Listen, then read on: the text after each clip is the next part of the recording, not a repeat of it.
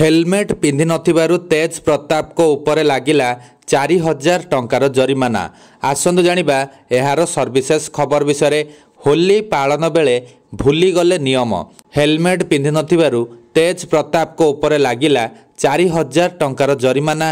पाटना रे मुख्यमंत्री बासभवन निकटरे बिना हेलमेट रे दुई चकिया जान चलाई ट्राफिक नियम उल्लंघन करिथिबारु राष्ट्रीय जनता दल तथा आरजेडी नेता तथा पूर्वतन बिहार मंत्री तेज प्रताप यादव को उपरे 4000 टंका जरिमाना लागिछि।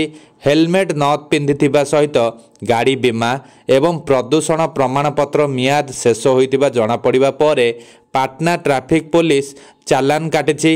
यादव दुई चकिया गाड़ी चलाउथिबार एक वीडियो मध्य सोशल मीडिया रे भाइराल हेबारे लागिछि, जेउथरे आरजेडी नेता हेलमेट न पिंधि दुई चकिया गाड़ी चलाउथिबार देखा जाउछि एवं अन्य जणे तांको पछपटे बसी मुख्यमंत्री बासभवन आड़कू जाउछन्ति।